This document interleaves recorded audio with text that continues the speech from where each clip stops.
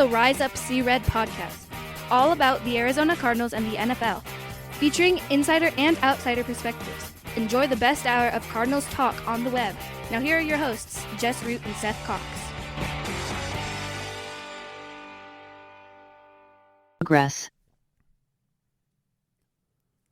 Hello, Arizona Cardinals fans, and welcome to the latest edition of the Rise Up See Red podcast. I'm your host, Jess Root from CardsWire.com, the USA Today NFL Wire site, covering the Arizona Cardinals. And it's still not with Seth Cox, as I am working through my opponent preview shows. The Cardinals have 14 opponents in 2023 for their 17 games. I'm putting together 14 short shows where we talk to either one of the managing editors or a contributor to our sister site, NFL Wire sites, that covering the teams that the Cardinals face. This show, it's going unnamed because don't know what order they're going to be released in, but this show is featuring the Washington Commanders, whom the Cardinals face on the road in their season opener. And my guest is Bryan Manning, who runs Commanders Wire over there, our sister site, a site that's had two name changes since I started. I've been on the wire since 2016 when it started Redskins Wire, then Washington Football Wire, and now Commanders Wire, and so we just keep changing the URL for everyone. So how you been, man? I'm good, Jess. Thanks for having me on. And you know, some of these shows have been with guys who I've excited to talk football. Yeah, and I've talked to a few guys. I've been doing this for years. Bryan is one of the relatively newer additions to the wire. How long have you been on? It's been in the last year-ish? Actually, it started in 2020. Oh, 20, yeah. Okay. So that's just proof that Cardinals and Cardinals in Washington don't play very often. The last time I remember the Cardinals and Washington play was, there may be a game. Just lost game since, but the Adrian Peterson game. Yes. It was. Gosh. It was in Arizona. It was early in the season. Yeah. And I believe Jay Gruden was still the coach. Jeez. So 2018, 2019. That's the last game I remember. There may have been one since, but neither team has been very good, so they're kind of forgettable. Well, and in fairness, because we haven't seen the NFC West, the NFC East in a minute. It means that we've either been better or worse than one another.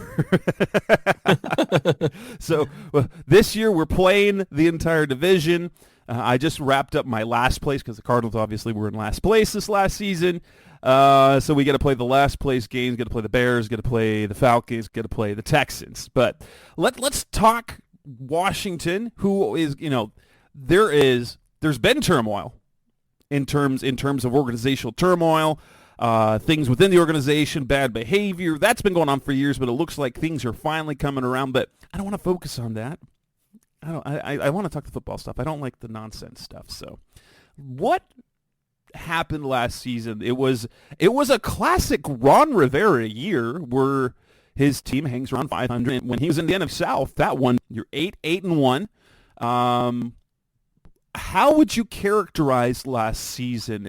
Was it meeting expectations, falling short of expectations, wildly better than what was hoped? That NFC East is always interesting because everyone seems to be at least moderately competent at some level.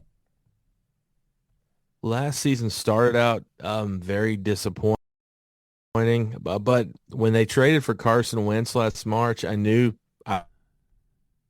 I kind of went into the season expecting to be bad. Then Taylor Heineke came in, and Washington fans, I'm sure you go through this. Washington has a very toxic fan base. It's it's always a lot of losing will do that to you over the years. But what it is, a lot of losing after a legacy of winning. And I think that's kind of what the problem is. The Cardinals don't nearly have – Cardinals fans are kind of toxic, but we just don't have the winning history. Yeah. Washington has that. It's just so far long ago that a lot of these newer fans don't even know of them as winners. But last season when Heineke came in, he got you excited. You knew his limitations, but half the fan base loved him, half the fan base hated him. The fan base couldn't just enjoy the winning. They had to complain how they won. It was never about, hey, this is some fun stuff. Oh, he can't keep it up. No, he can't keep it up. But the defense is a really good unit. There's talent at the skill positions, and he had just this moxie about him. Instead of everybody just enjoying it, everybody complain, everybody hates Ron Rivera. And I think the thing with Ron Rivera, he's an average coach, great leader, average coach, and you know what you're going to get. He's Jeff Fisher. I mean, really. Yes, he is the Jeff Fisher of this decade for sure. Absolutely. And the fans hate him, and the guy's been dealt a bad hand. I mean, he took over a horrible situation with the Snyder, Bruce Allen, all that junk, and his culture, sexual harassment, name changes. The guy's been dealt a bad hand, but the problem is he is over the football operation. So a lot of the bad trades, those free agent signings and all that has been his fault. But the positive is they've drafted well, and they've gotten some really good talent on both sides of the ball. But I would say last year finished 8-1. What sticks in the minds of Washington fans is that there's 2 Giants games. Washington, I mean, this is not coming from a perspective of, oh, you cover Washington, so you're going to say Washington's better. Washington was the much more talented team than New York last year. New York's caught up this year some, but last year Washington had a better overall talent, on the roster. Tied them once and lost the second game. In the second game, Brian Robinson Jr. run the ball all over the Giants. The offensive coordinator calls 12 runs to Brian Robinson, and he falls in love with just throwing the ball. It was just, that's why he got fired. One of the reasons. And they win that game. They're 9-7 and 1. They're in the playoffs. So, and then they go and then Wentz comes back in the lineup against the Browns, and he's Carson Wentz. So those 2 horrible interceptions on the first 2 possessions, horrible. So it's just the typical life of a Washington fan. It's how I would call it, the December-January stretch. And then you had that fun beat down of the Cowboys in Week 18, but, it just kind of didn't matter at that point. But right, it did get you to 500, and it is satisfying to beat the Cowboys. And fans like me still remember our NFC East days. So any win over the Cowboys is a good win. So yep. the Neil Lomax days. Yeah. Now that was the very, very beginning. I remember the name Neil Lomax, but even as old as I am, Neil Lomax predates me. My first experience was actually after his injury with Larry Hogaboom, and then Joe Bugle taking over as head coach when he was the hot. We love Joe Bugle. Yes, I mean he's still adored in Washington. And he was garbage of a head coach. He was fun. No, that's not true. They got nearly there. They were on the precipice of playoffs, and then they fired him for Buddy Ryan, and that was a disaster. So, yeah. Any bright spots then for Washington last night? He almost did it again for the Commanders. Well, bright spots, and what were the biggest disappointments? Obviously, Carson Wentz's performance was disappointing, but I suppose you were waiting for that. But what were the highlights and lowlights in terms of what was the performance last season? The highlights I would call Terry McLaurin, star, and I don't care what anybody's metrics say. He's a top 10 receiver, and I think that's the end of the debate. Other bright spots were 3 of the defensive linemen, Jonathan Allen, Deron Payne, 2 of the top 10 defensive tackles. I don't care what other sites say either. They're I mean, you got to watch. I mean, they're amazing. And Allen's actually the better player, and Payne is a Pro Bowler too, and they're just amazing. And then Montez Sweat came on last year. I'm expecting a big year from him. He had a good year. Just he doesn't put up 12 sacks, but he puts up 8-9 sacks. He's really good against the run. He just misses some sacks, and that's what's taking him from getting to the next level. And then there's safety Cameron Curl, Kendall Fuller, cornerback, some good players. Offensively, the offensive line last year, disappointing-wise, was horrible. I would argue that it was the worst offensive line in football last year, and I'm not sure how much better that they've got new starters. I'm not sure how much better they're going to be this year. And then, obviously, Chase Young was disappointing last year, but not really his fault last year. I mean, he missed 13 games, came back late, and I thought he looked explosive. But the whole Chase Young era has been a disappointment thus far. The whole season before his injury, the 2021 season before he got hurt in Week 10, it was just 1.5 sacks. and Washington fans felt like they were fed a lie as far as his generational talent. And actually, just still waiting on that one. And as far as the Ron Rivera era, we talked about that. I think fans are waiting to turn the page on that one, but I think some fans are a little hard on Rivera, but they could upgrade the head coaching position. I'll say that much. For certain. He gives you a certain steadiness, but like his resume includes 500 and sub 500 teams. They won divisions, which it ultimately is the goal. Win division, get to the postseason. But when you're in a division like the NFC East, where you have much greater competition from top to bottom than in the NFC South, when you've got the Eagles and the Cowboys and the Giants, and the Giants, like they overperformed last year. It's going to be interesting to see.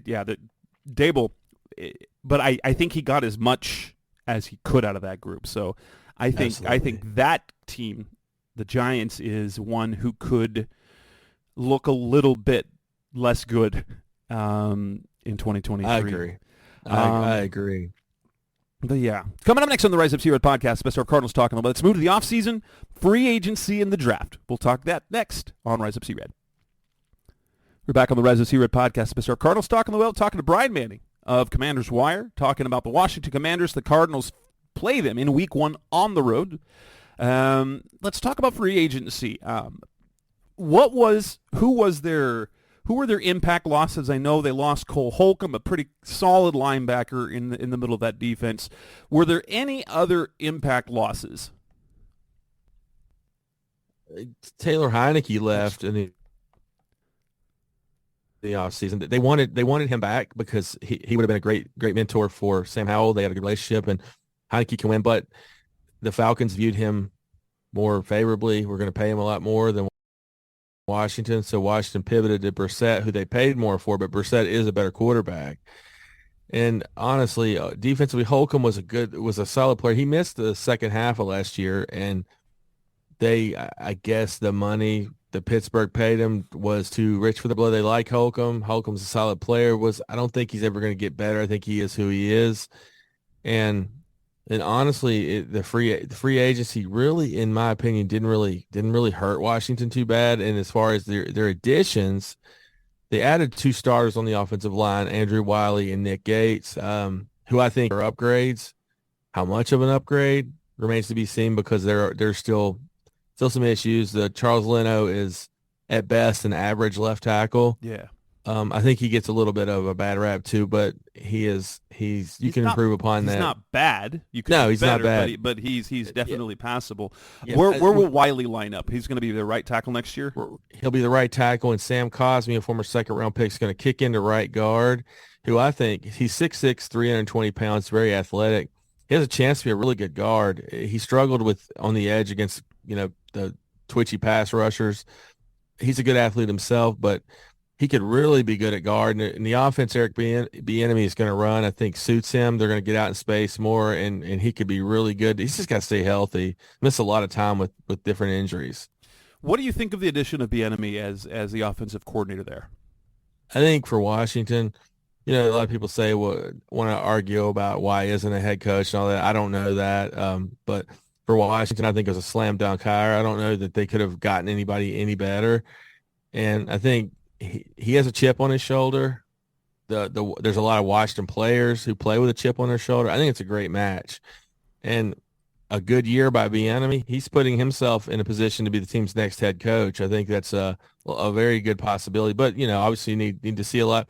The key for him is the development of Sam Howell. If he can develop Sam Howell, he's very well could be the next head coach.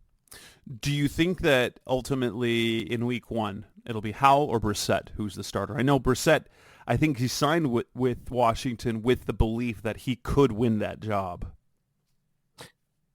Week 1, I'm still gonna roll with Sam Howell. I know in the offseason that Washington went in the offseason wanting Sam Howell to win the job, but they weren't going to hand it to him. And throughout the offseason, Howell looked good, and Brissett started kind of slow, but that was to be expected. He was learning new offense, new teammates. But when toward the end of OTAs, Brissett was money.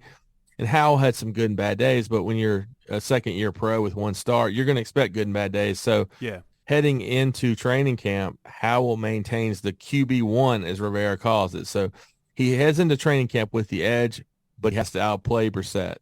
So Howell needs a strong camp to win the job because Brissett's going to deliver. So I'm going to go with Sam Howell for week one. I still think that's the way they want to go. And if you want to go that way, you're going to do everything possible to make it work. In the draft, round one, you pick up a cornerback, a guy that many people think is underrated, Emmanuel Forbes out of Mississippi State. Does he project to be a starter as a rookie? Yeah, Washington has two good starters. Washington's problem was they had nothing behind them. And Benjamin St-Juste, he really broke out last year in his second year, but he got hurt again. He's finished the first 2 years on injured reserve. So the Commanders knew going into the offseason they needed to add another starting level corner.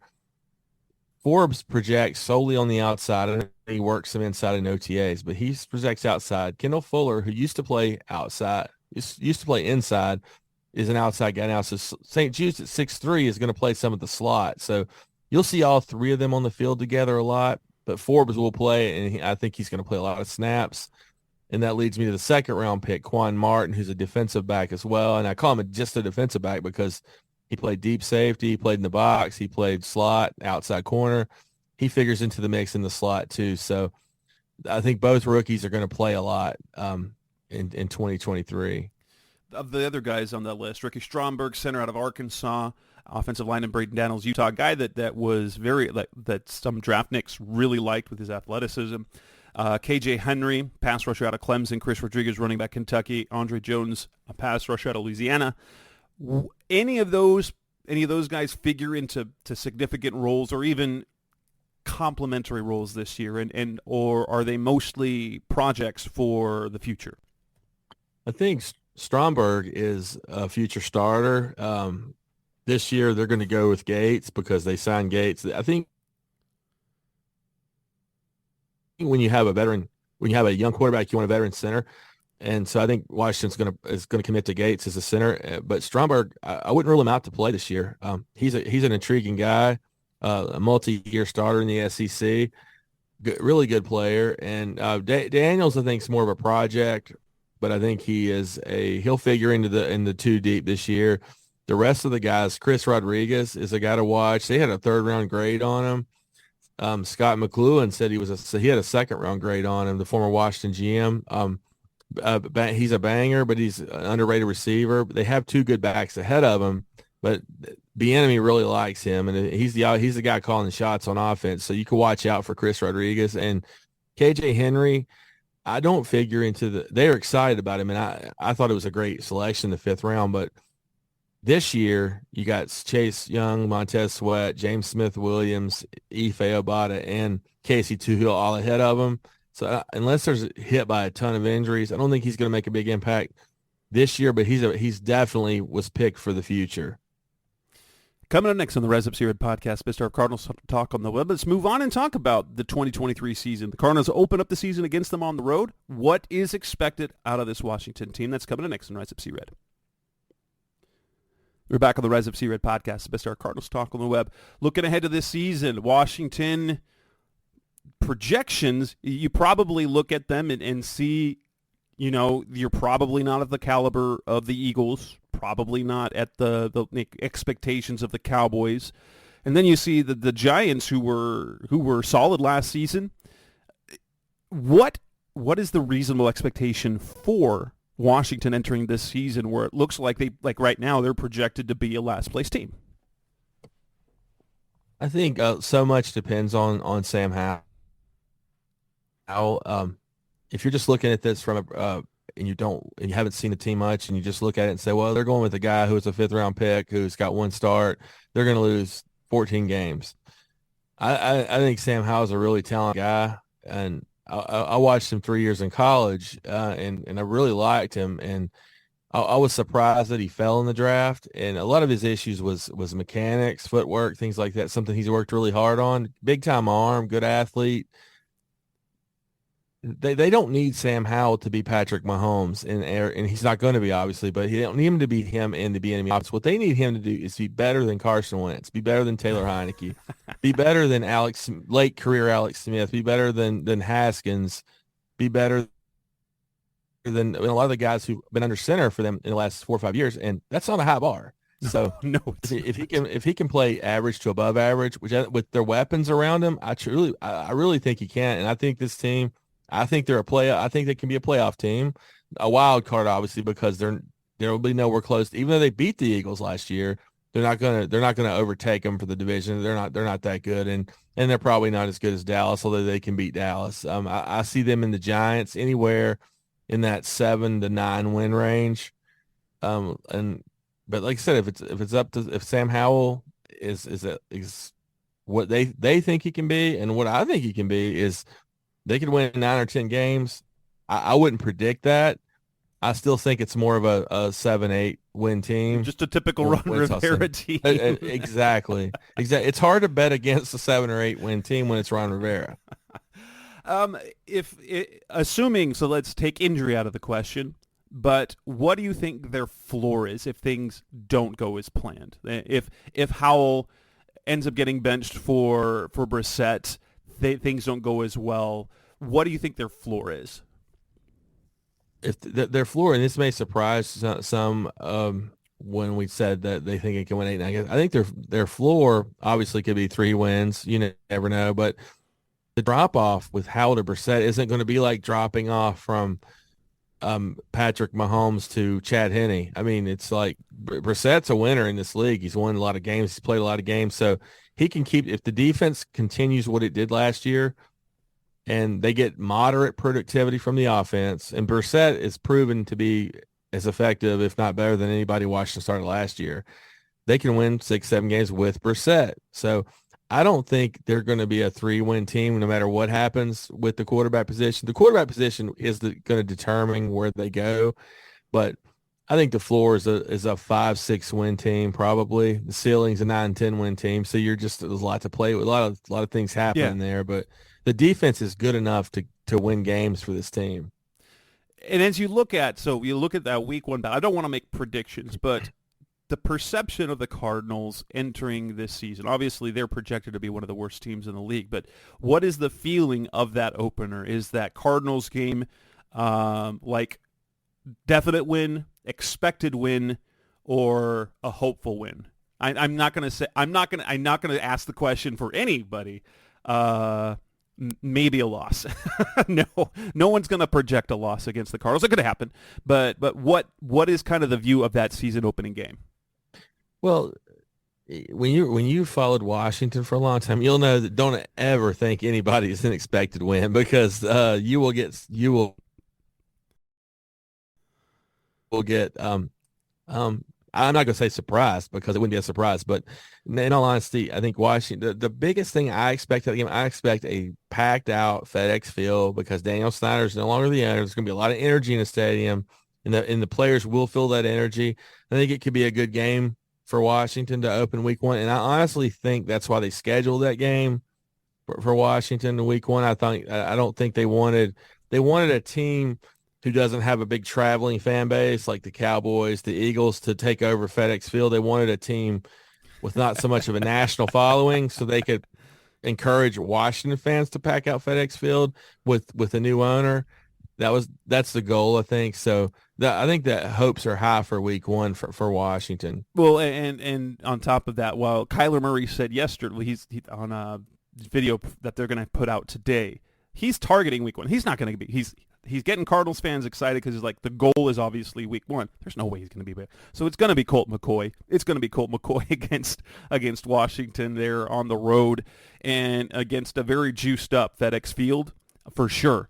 And that's one of those things, like in betting terms, I always, especially a home opener, I give extra juice to a home team. Even as if they're an underdog home team, I give them extra juice because, all that offseason, the buildup, it's their first game at home, even if it's week 1 or week 2.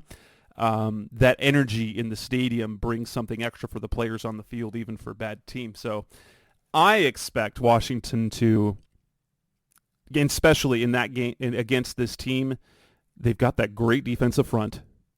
I think it's going to be tough sledding for the Cardinals in that first game. For me, it's an expected loss in that game, but it's more of a actually I'd say it's more of a likely loss than expected loss. There are several games on the Cardinals schedule I consider no chance games, and Washington is not a no chance game. But with Colt McCoy, probably. Even though, you guys love Colt McCoy over there, who's very solid, but you guys know what Colt McCoy is. He's limited.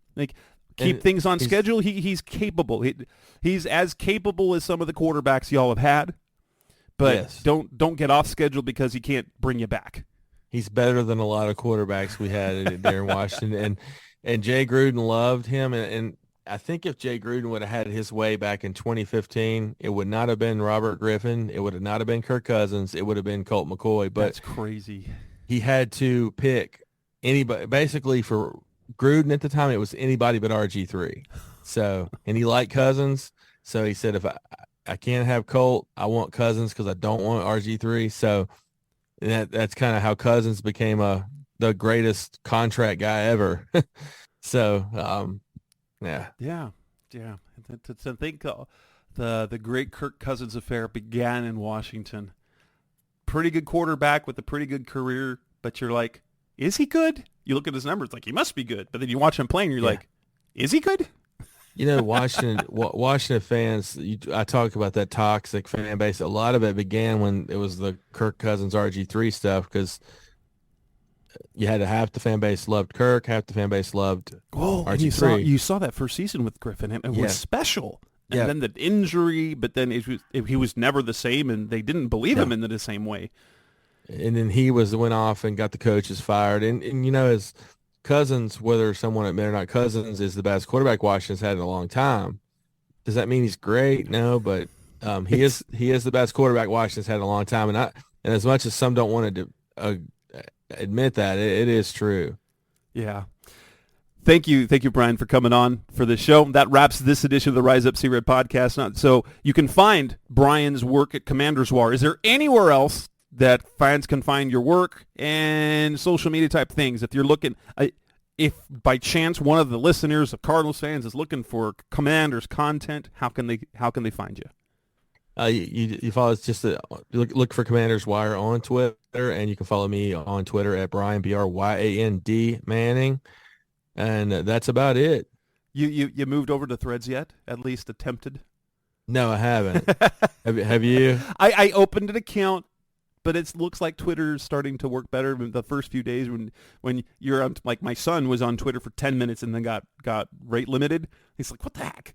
So I opened an account. I've not posted anything yet, but honestly, that's one too many for me. It's same. Unless you can automate it. No, I can't do it. Like, it's there, so if Twitter dies, I'm already there. But Twitter's still my favorite. It always has been. I'm a fan of Twitter too. I know a lot of people. It's a lot of like we said, toxicity with everything on Twitter, whether it's politics, anything. And just used to be a way to get to football. That's all I do. I follow it for news and sports. And a few nonsense, because I have a few friends that I met on Twitter. Just a few funny stuff. But basically, it's football. And for me, it was more of an escape than it was to go on there and have to hear people telling me who they voted for, who they hate. Come on, let's just enjoy some football and make each other laugh, and All right, man. Bryan, thank you so much for your time. That's it for this edition of the show. We should be back unless this is the last show that I release of the series. Then you can expect another show tomorrow with another one of the NFC East shows coming. And with that, thanks, Bryan, for being on. I'm Jess Root. That's Bryan Manning. Thanks for listening as always. Thanks for listening to the latest edition of the Rise Up C-Red podcast. Listen to previous episodes and subscribe to the show on Apple Podcasts, Stitcher Radio, Audioboom, or many other podcast platforms, so shows are delivered directly to your mobile device. Please give the show a 5-star rating and always support the sponsors who support the show. We'll be back soon for the best hour of Cardinals talk on the web. Rise Up Red Sea, Be Red Sea Red, and of course, Rise Up Sea Red.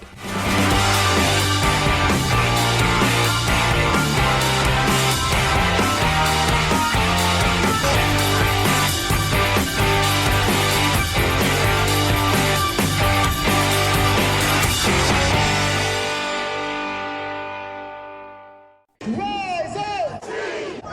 Rise up! Rise